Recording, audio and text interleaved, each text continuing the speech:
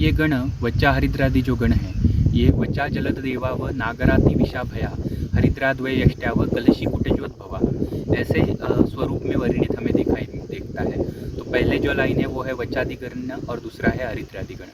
इसमें से अगर हम द्रव्य देखते हैं तो सभी के सभी द्रव्य वैसे देखा जाए तो आमपाचक स्वरूप में इसमें लिए हुए हैं। जो आमपाचक द्रव्य है, बहुत सारे इसमें से द्रव्य वृक्ष है, लेकिन एकांतिक ये कल्प वृक्ष ना हो जाए इसलिए यष्टि और देवदारू जैसे स्निग्ध लेकिन जो आमपाचन का काम करते हैं ऐसे द्रव्य भी इसमें आए हुए हैं। कटु और तिक्त रस, ये इस पूरे दोनों गुणों में हमें सामान्यतः रसों में देखने को मिलता है। विशेषता ये है कि इस कल्प में से बहुत सारे द्रव्य जो है ये कंद स्वरूप है। तो कंद स्वरूप द्रव्य तीक्ष्ण होते हैं, ऐसे बताया हुआ है विषय के वर्णन में भी करते हुए। तो कंद ये तीक्ष्ण रहते हैं, तो ये तीक्ष्ण कल्प है ऐसे हम कह सकते हैं। तो तीक्ष्णता युक्त वृक्ष लेकिन थोड़ा सा स्निग्ध जिसको जोड़ दिया है, ऐसे कल्प जो आमपाचन करता है ऐसे ये कल्प है। इसमें से बहुत सारे द्रव्य हम अगर देखने को जाते हैं तो महत्वपूर्ण द्रव्य जैसे शुंठी होगा या इंद्रिय होगा, ये ग्राही भी है, लेकिन ये कल्प पूरी तरह से सिर्फ स्तंभन करने वाला ना हो, क्योंकि ये आम अवस्था में देने का कल्प है। इसलिए हरि तक की जैसे द्रव्य भी इसे जोड़ दिया है जो रेचन करने वाला है। तो एकांतिक ग्रहण न करते हुए आम का पचन करके जब तक रेचन जरूरी है तब तक मल का रेचन हो जाए और बाद में ग्राही स्वरूप से मल को आ जाए, ऐसी इस कल्प की खासियत है। इस कल्प को वृद्ध वैद्य परंपरा के हिसाब से जो उसी कल्प को उसी के स्वरस या क्वाद की भावना देके सप्तदा भावित बनाया जाता है, ऐसे हम प्रयोजन में लाते हैं।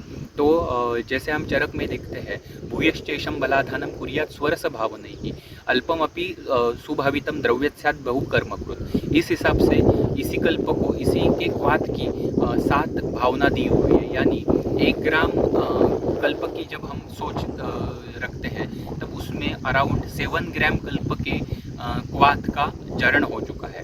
तो इतना ये पोटेंट कल्प बन जाता है। ये कल्प जो है आम अवस्था में बताया हुआ है, उसी तरह मेद रोग में भी बताया हुआ है। आढ़्य रोग यानी उरुस्तंभ जो फिर से मेद और कफ प्राधान्य का व्याधि है वो भी बताया हुआ है। स्तन्य दोष निवारण ऐसे भी इसकी फलश्रुति है। तो स्तन्य इस उपलक्षण से हमें समझ लेना है कि रस के जो उपधातु है इस पे भी इसका अच्छा काम है।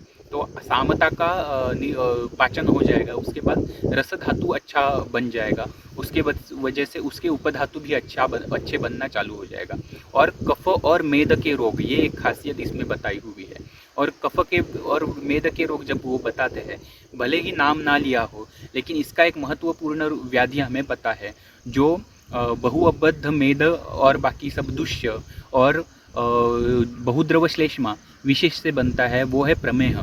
तो 20 जो प्रमेह के प्रकार बताए हुए हैं उसमें भी वच्चा हरिद्रादिगण बहुत अच्छा कारीगर साबित होता है, क्योंकि वृक्ष गुण होने की वजह से अत्यधिक जो क्लेद है शरीर में बढ़ा हुआ उसका ये कल्प शोषण करता है।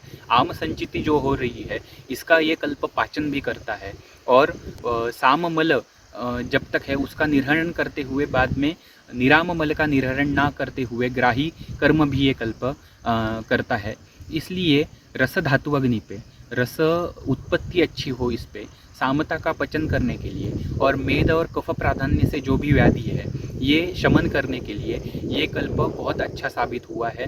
वृद्ध वैद्यों में इसी तरह सोच रख के बहुत अलग अलग व्याधियों में, जैसे कि श्वास में भी अगर अजीर्ण हेतु है और सामता ज़्यादा प्रधान उपलब्ध है, बहुत बार श्वास के रुग्ण में भी मल भिन्नता देखने को मिलती है, सामता देखने को मिलती है। ऐसे व्याधियों में भी जिधर जिधर ये अवस्था देखने को मिलेगी, अलग अलग व्याधियों में इसका प्रयोजन वैद्य करते आते हैं। तो वच्चा हरिद्रादि गणों ऐसे जो कहा है, जो ये 2 गण हैं वच्चादि गण और हरिद्रादि गण, ये अलग अलग भी प्रयोजन में लाए जा सकते हैं। इसकी हम अगर युक्ति देखते हैं तो वृंद माधव के अतिसार चिकित्सा में टीका में हमें ये देखने को मिलता है कि ये जो वच्चादि गण है, शुरुआत में आया हुआ पहले लाइन में, ये वच्चादि गण जो है ये कफ प्राधान्य या कफ वात प्राधान्य है तो बहुत अच्छा साबित होता है।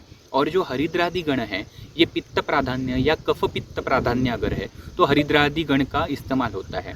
तो वचादि गण और हरिद्रादि गण ये सेपरेटली भी अलग अलग हम इस्तेमाल कर सकते हैं।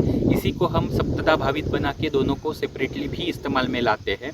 और जब ओवरऑल तीनों दोषों के बारे में जब सोचना है, सामता के बारे में ज़्यादा सोचना है, तब हम वचा हरिद्रादि ये एक साथ जो मिलाया हुआ सप्तदा भावित गण है उसे हम प्रयोजन में लाते हैं।